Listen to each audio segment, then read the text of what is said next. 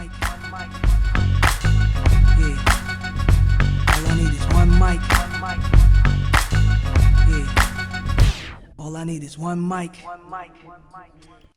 Hey everybody, welcome back to One Mic, where I watch shit so you don't have to. And today I'm here to talk about Season 2, Episodes 1 and 2 of the Sky original series, Gangs of London, which is now available on AMC Plus here in the States. But before I get started, I want to greet those of you who may be new. I've decided I wanted to kind of expand what I do on this channel to include international shows. Gamora, which is another Sky original, I've covered on this channel, and those videos did really well for me. And I thought, why am I limiting myself to a US audience? So now that Gangs of London is on AMC Plus here in the States, I figured this would be a good time to get that one, get these videos out there, start watching this show and everything, because I hadn't seen it before up until maybe like a week or two ago. But before I get into that, I want to greet all of you who are new. Pull up a chair, make yourself a drink, roll yourself a blunt, whatever you need to do to relax and hang out. I try to provide some pretty in-depth analysis of the shows that I cover here, so I hope you enjoy and you hang around. But you know, if you're so inclined, I would implore you to follow me on social media. That's at One Mic Network. I almost never trip over my words that badly, but it's in the Chiron below. And follow me on there because I post news and stuff on there, things that I don't really want to put into videos, like all the time it takes to make a video where I can just send out a tweet about what I'm doing. And I do the same thing at the One Mic Facebook page. So if you just search Facebook for One Mic, and you can find me there. And then lastly, I know none of you who are new are going to be inclined, but if you hang out and you like what I talk about and how I review these shows, and maybe check out some other videos on my channel, maybe you'll be interested in joining up with the Patreon, which if you are interested, there's a video here on this feed or on this channel called Major Announcement, where it breaks down all the tiers and stuff like that. And then also there is a link in the episode description below to the Patreon that also breaks down the tiers. You just have to read it instead of hearing me talk about it. So I want to give a quick shout out to my patrons: Delvin Cox, Brett Factual, Dez, Justice Smith Williams, Brian Turner, Dancing Lights, Margaret Moffett, Esther Blount, and Adam Weiss. And that is that, and I'm ready to get started talking about this show. So hopefully I haven't chased anyone off spending 2 minutes talking about shit that ain't this show. But ready to talk about this show. And I want to talk about Season 1 very, very briefly. If I had more time, I would have done a video for Season 1 as a whole. But I literally finished Season 1 today. And then I followed that up with watching episodes 1 and 2 of Season 2. So I didn't have time to do a Season 1 video. But a couple of notes that I wanted to just put out there, my general thoughts on Season 1.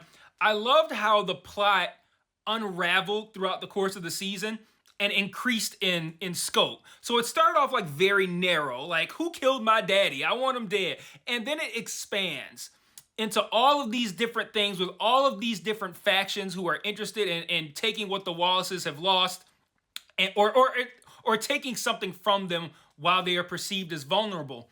And I just liked watching over the course of the 9-episode first season, watching something that started off very simple turn into something that was very complex. And we saw this unravel over the course of the season. I thought it was an interesting way of telling this story.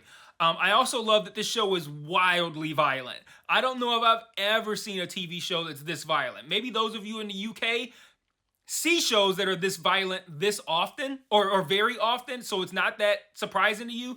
And when I say surprising, I don't mean like I'm like clutching my pearls like, oh shit, this is violent.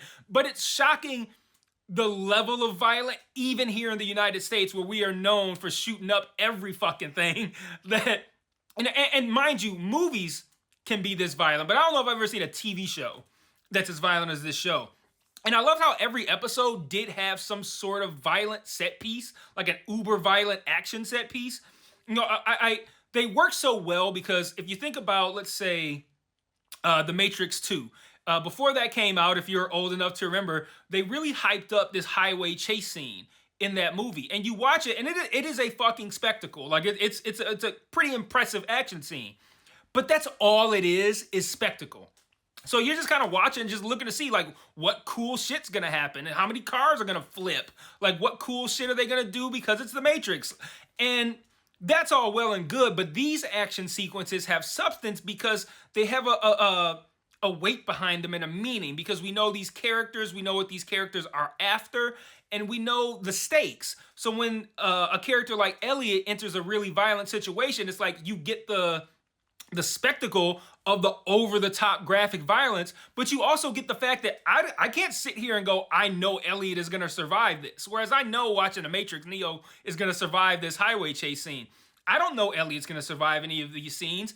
I know how important it is that whatever Elliot is in this scene to do, it's important. So, like, it has the stakes of, like, what happens in this fight scene matters coming out of it. So you have that tension that's built in there as well, along with just like the over-the-top graphic violence. So it's like you get the baser version of you gets the uber violence that you can just salivate over, like with some like Tim Allen Home Improvement man shit, like violence. Like, I can't believe I fucking did that. But then you also get the tension and the suspense that comes along with how important whatever that action scene is doing, how important that is. So I love that aspect of it as well.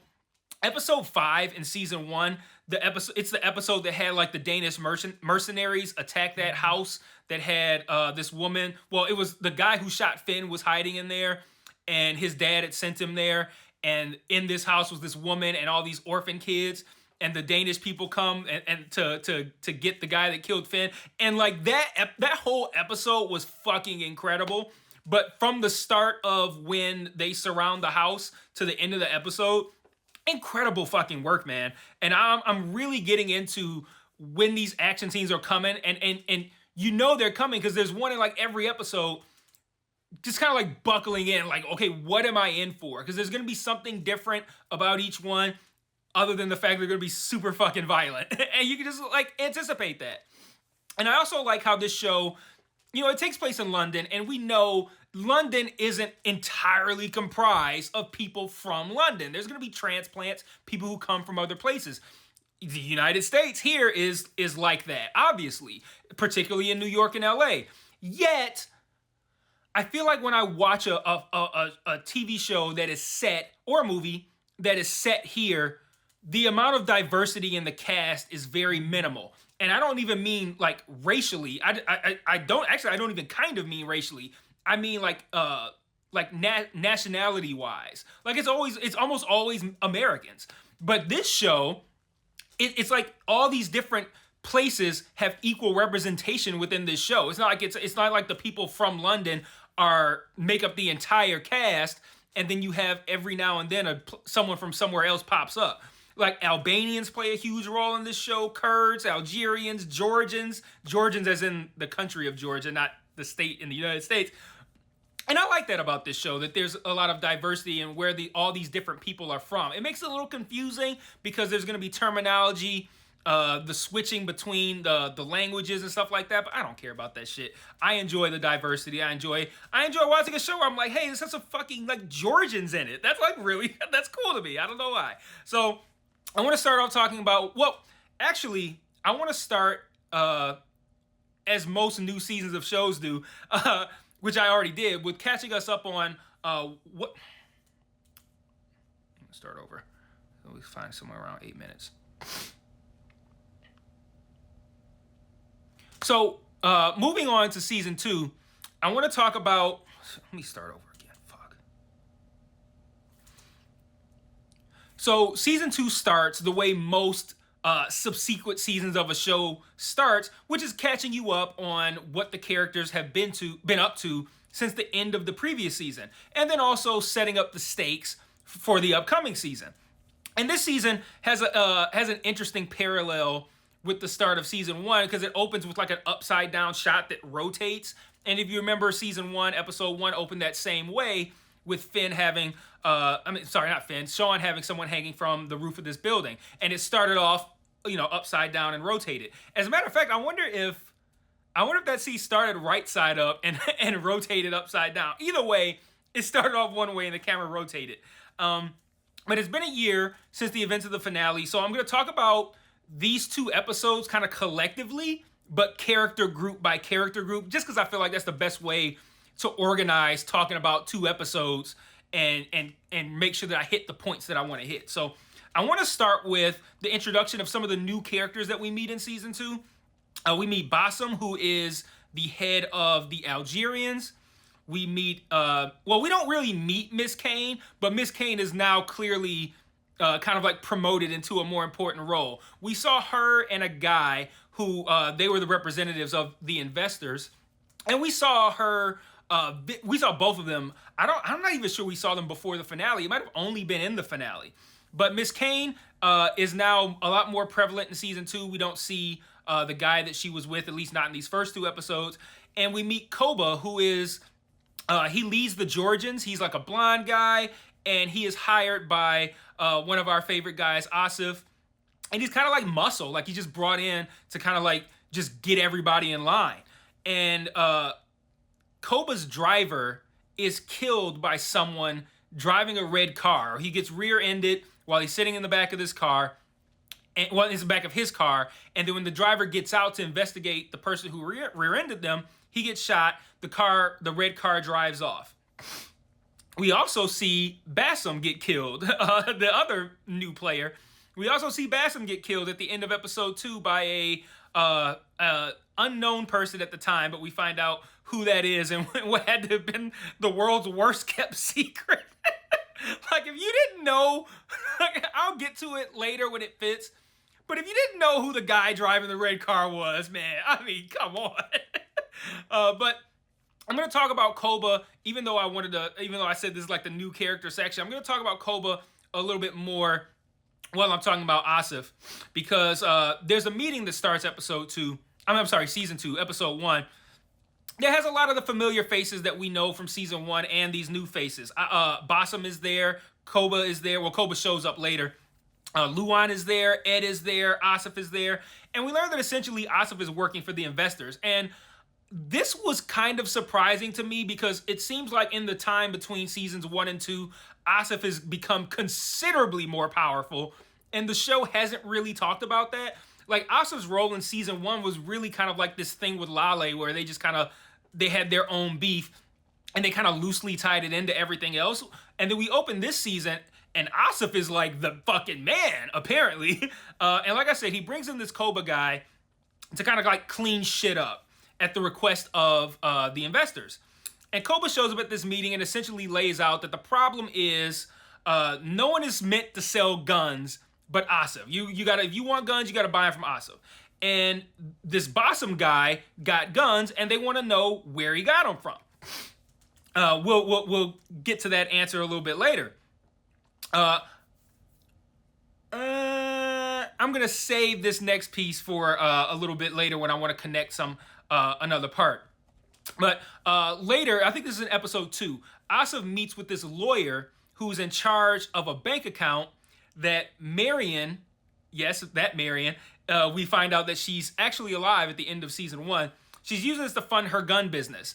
And he doesn't do it. He has someone else stab this lawyer in the hand. And then they like pull the hand while keeping the knife in place. So it rips his hand. Fucking sick, man.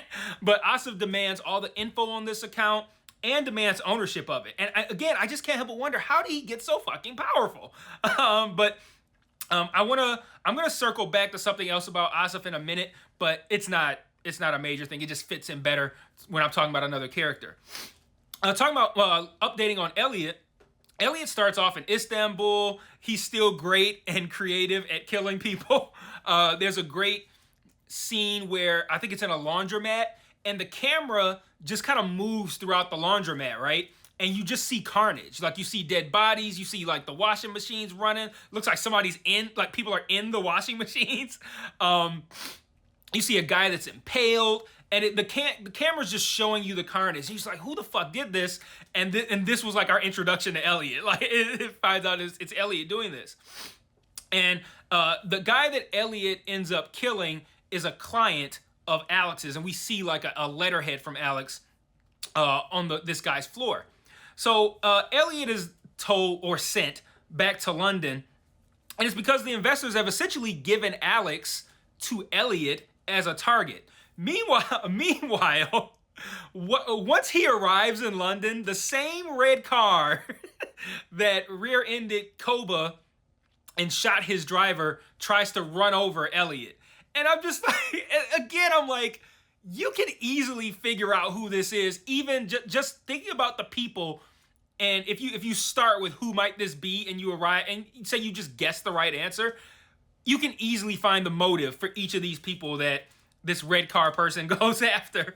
But like I said, he has Alex as a target, but instead of actually taking Alex off the board, he offers Alex the chip that Sean gave him at the end of season 1 that has all the information on the investors. It looks like he put it like on a flash drive or something like that. And he gives it to Alex and he's like, look, this is our path to getting out of this. I want to get my family out, and he says you want to get your family out, but he doesn't even know that to the degree that we do as viewers, because he makes this play when he has a conversation with Shannon at a different point. And he just said, like, I'm so close to getting us out. And so we know that the idea of if you take this flash drive, you can use this information somehow to get us out. We know that getting out is appealing to Alex. So how does Alex respond? He jumps off the building and kills himself. And I thought that was an extremely hardcore choice for the show to make to kill off Alex in episode 1. Pretty badass. But Miss Kane tells Elliot that she wants him to meet with Koba, and if he does, then he can see his father or talk to his father. Because apparently during this year, the investors have, from Elliot's perspective, been holding his father hostage. He's just in a retirement home, but unbeknownst to Elliot, he feels like they're holding him hostage, and he's like, just let me get an update on my father. Let me talk to him. Let me see him. She's like, you meet with Koba, I'll give you your father's location. He does do this, and Koba wants Elliot to help him find out who's the guy who shot the driver, aka Red Car Guy. And Elliot doesn't say anything, but he immediately makes the connection that it's probably the same car that tried to run him over, because he sees the red paint on the bumper and gets that off of there. Then later, again, we don't see this time, but Koba says that it was probably Red Car Guy. I'm going to call him Red Car Guy. Kills these Somalians that apparently Koba is cool with. So now Red Car Guy has racked up a whole lot of shit. He's almost ran over Elliot. He killed Koba's driver. And now he's also killed 3 Somalians that are important to Koba for whatever reason. So Elliot hides the data that he tried to give to Alex before he does swan dive off of the top of this building. He hides this data under this tile in the bathroom of his father's room, which is, like I said, in a retirement home. Then he later offers the information to the same guy who was torturing him at the end of season 1, with the same offer that he gave Alex. Like, hey, look, here, you take this, get me and my dad out, and I will give you... Well, he doesn't offer him the drive, literally. He tells him about the drive. He gives him some bank account, says, you'll verify that these are some shady motherfuckers. Once you do that, you get us out, I'll give you the flash drive that has all the rest of the information. So that's where we leave Elliot, sort of, at the end of episode 2. Moving on to the Dumanis, Ed accuses Luan of selling Bassam these guns, the ones that we're talking about at the meeting at the start of the episode. And Luan essentially says that, look, I'm in the heroin business right now, and I've always used my own suppliers, but Koba wants me to buy only from Asif. So now we got Asif saying, only buy guns from me, only buy heroin from me. Again, how the fuck did Asif get this powerful? But Luan says, fuck that, I'm not doing that. And I really like Luan as a character. Like, I really liked in season 1 when he killed all the fucking Nigerians, that Mosi guy. That was fucking sweet. And then I love what we see Luan do a little bit later, but I'll talk about Luan when I get to Luan. But we also see that Shannon gets released from prison. Apparently she got locked up. She didn't quite get locked up, but she got arrested for killing, Elliot's handler. I think her name was Vicky. She killed Vicky at the end of season 1. I guess she got arrested for that. But apparently, she's pissed off because Alex and Ed promised that they would get her out. They didn't. And the only reason she got out after this year is because, one of the lawyers fucked up something and her case got thrown out. So she gets out and she's pissed off at both Ed and Alex for essentially abandoning her for business and leaving her to rot in jail. Ed meets with Asif to lay out Luan's terms. The whole thing of hey, Well, actually, I didn't talk about his terms, but he essentially said, if they let me keep a measure of my own independence, rather than having to buy everything from Asif, I'll fall into line. And then I think he also, he said that he would give up the person who was supplying him with the guns that he sold to Bassam. So Ed lays out these terms to Asif, and essentially Asif kind of like preemptively agrees, like, okay, I'll talk to the investors, but until Luan gives up the supplier, he's on his own. And after Ed learned about Alex from Asif, he later tells Shannon, and Shannon tells him she don't want anything to do with him anymore since he couldn't protect Alex and he couldn't get her out of jail. And the reason I bring this up is because I like the montage that plays shortly thereafter. There's a montage where it's everyone kind of like coping with their losses. We see Billy and Marion coping with the loss of Sean. Billy's got like a needle to his fucking forearm right above a tattoo for Sean. And then we see Ed and Shannon coping with the loss of Alex. And we see Shannon just kind of, just having some drinks. But then there's a great scene where Ed is going to essentially identify Alex. You see him underneath the blanket, the cover, whatever. It would have taken me hours to work up the nerve to pull that blanket back. But he pulls the blanket back. We don't see anything. And then but this is the moment when we finally see Ed cry over Alex's death. And I mentioned earlier that I was going to come back to Asif, and there was something that I had skipped over. It was when Asif told Ed about Alex's death. Ed just kind of stood there stone-faced. And I like the idea of, and he did the same thing when he told Shannon, I have to keep a straight face. I have to show strength in front of all these people. And like that's gotta wear on you emotionally to have to constantly show strength. Even in the face of your son dying, you have to, you're being told by Asif that your son is dead, and you can't break down and show weakness in front of him. So I like the fact that he had to play that tough guy role and not show any weakness. And then so for ultimately when he pulls the blanket back to him, for him to be able to break down in private like that, I thought that was a really good scene for that character and for that actor who I know is what's his name, Salvador San on Game of Thrones. Really great scene, and I thought he did a really good job in that scene. Moving on to Luan, we ultimately learn, like I said, that Luan is supplying guns to Bassam, and his supplier is none other than Marion, who we learned did not die at the end of season 1.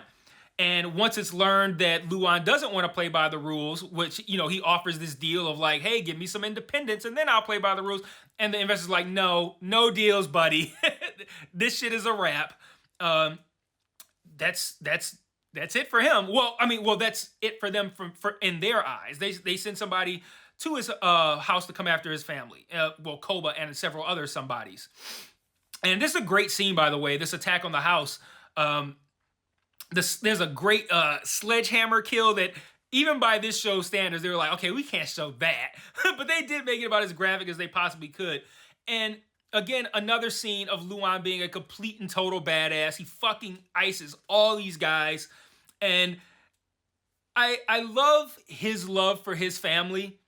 But at the same time, he kind of deserved to die because of the way he cut that sandwich and just put the knife back without like cleaning it off. And like you got breadcrumbs on it, you just shove it right back into the thing. Then he opens the refrigerator, drinks the juice out of the bottle. I'm like, all right, this motherfucker can die.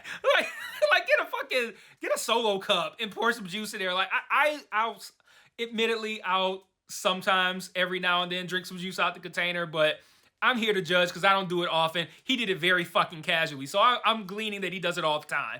And cutting that sandwich with that knife and then just putting the knife back in, that just didn't work for me. Like, did he put like mayonnaise on that sandwich and now there's mayonnaise on the knife? Like, I spent way too much time being upset about the sandwich.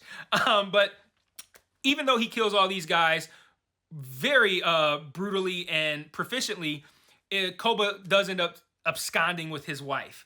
And in order to get his wife back, he tortures one of Marion's guys until he can get her location. Then he gives presumably Koba, the location in exchange for his wife. We don't see any of that. That's the last we see Luan in episode 2. And then lastly, I want to talk about the Wallaces just a little bit here.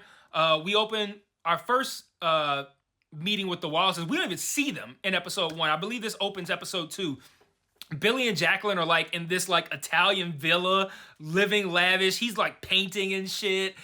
Jacqueline's had the baby. It's a girl. And Marion tells Billy about Alex killing himself.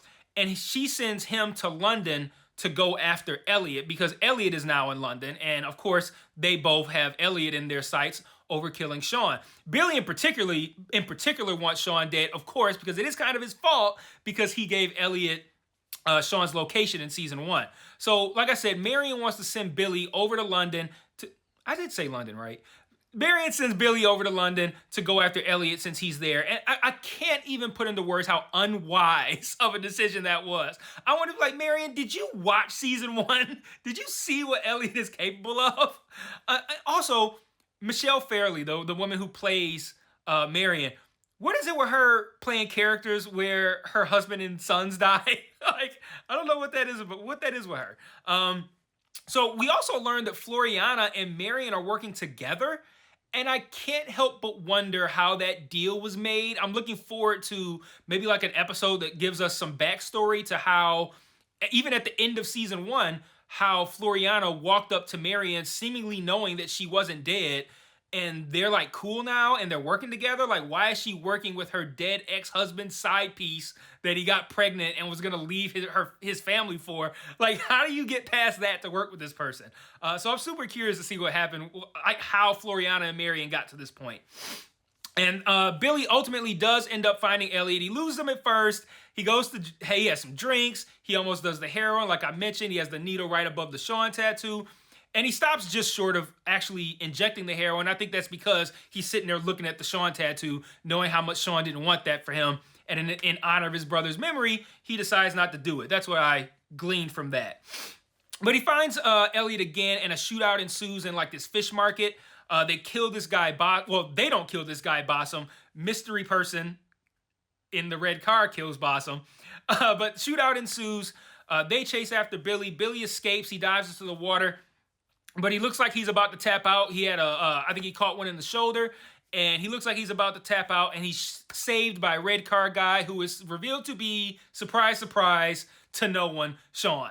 If I had done a video for season 1, my 100% guarantee would have been that Sean is not dead. Like the fact that he took a bullet through the cheek, and then you don't see him die. You hear like someone being told over walkie-talkie, Sean Wallace is dead. Bullshit. I'm like, all that did was let me know that he's going to come back with a really cool scar on his face, and that he's probably going to pretend he's dead for a while. And that's exactly what happened. One of the least surprising reveals I've ever experienced. And I'm not going to knock the show for it, just because, I mean, like, that's what they wanted to do. That's what they did. It was predictable as fuck, but whatever, man. I think maybe I'd be more irritated by it if it wasn't for the fact that after watching these 2 episodes, I was really just left with, you know what this show could really use, though? Sean Wallace. So I really love that actor, too. Joe Cole is great, man. I love him on Peaky Blinders. I loved him on Peaky Blinders. I think he's great on here as well. And Elliot sees Sean, by the way, as well. And that's how we close episode 2. So I want to close this video with a couple of quick thoughts. Like I mentioned, I love how those action scenes that were presented in these first couple of episodes. The one with Elliot at the laundromat I thought was really cool. And then the one with Luan and the sledgehammer. The other thing that I want to talk about, which I think is just something to note and pay attention to throughout the course of this second season, the invisible person that who's coming after us storyline from season 1, like who is this person? Like it starts off like who killed Finn, then it's like who's coming after us? Who's stealing our money? Like all of these things that this entity is doing, right? That was super interesting. And they laid that out up front in the first episode, this idea of like somebody is after us. And that was a through line throughout all of season 1, and that was very compelling, and it got more compelling as this mystery unraveled. But right now, we're 2 episodes into season 2 out of 8, by the way, which is 1 less than season 1, and I don't really know what the overall arc for this show is, and I wouldn't necessarily be clamoring for that after 2 episodes, but the fact that I knew it after 1 episode in season 1, it makes me kind of a little bit like, because we're 25% of the way through this season, and I don't really know fully what the arc is. Like, okay, so we know that this Koba guy is here to stir up shit. We know Elliot wants to get out, and he's trying to use this information against the investors to get out. We know a gang of motherfuckers want to come after Elliot. There's like all these facts that we know, but we don't know like the central mission of this season. And bringing Sean back into the mix is obviously going to add a revenge arc for Sean, but I still think there needs to be some sort of through line, like something simple like, we got to kill the investors. Something to that effect. And maybe after episode 3, it'll be a thing where it's like, hey, the investors have fucked all of us at some point. Why don't we team up to go after the investors? You know, something like that. I would like a season-long arc that is identifiable to me, that I know, like, okay, this is what we're working toward. Like I knew season 1, we are working toward not just who killed Finn, but why. And then now I want to know what we're working toward for season 2, and I don't think we really have laid that out yet. But I really enjoy this show. Hopefully you guys will hang out for every video I'm going to do. I don't know how I'm going to time these, just because all 8 episodes have been released in the UK, but they're being released weekly here in the States on AMC+. The first 2 episodes released today, November 17th. And then I'm assuming they're going to release one a week for each week after that. I'm probably not going to wait to do that. I have all 8 episodes. I'll probably watch them and just knock a video out as I'm done with each episode. That way, those of you, hopefully some of you are in the UK watching this, you guys can be like, boom, oh, and he's got a video up for episode 3. I've already seen it. Let me watch the video. And then as us States people get these episodes, they can watch them, and then they can go on YouTube and be like, oh, there's already an episode, already a video review up for this one. So I'm probably going to get them out like that. But no promises, because it's going to be really strange handling Thursdays in particular, just because there's a lot of stuff that I'm going to be covering on Thursdays. But if I do it this way, I don't have to be married to Thursday. So we'll see how that pans out. Let me know what you thought about the episode in the comments. Let me know what you think about the show in the comments. And I will see you guys. Who knows? It could be tomorrow. Could be next week for episode 3. I don't know if I'm going to watch it tomorrow. I might watch it tonight after I watch Andor. But I'll see you guys whenever I put out episode 3. And until then, peace.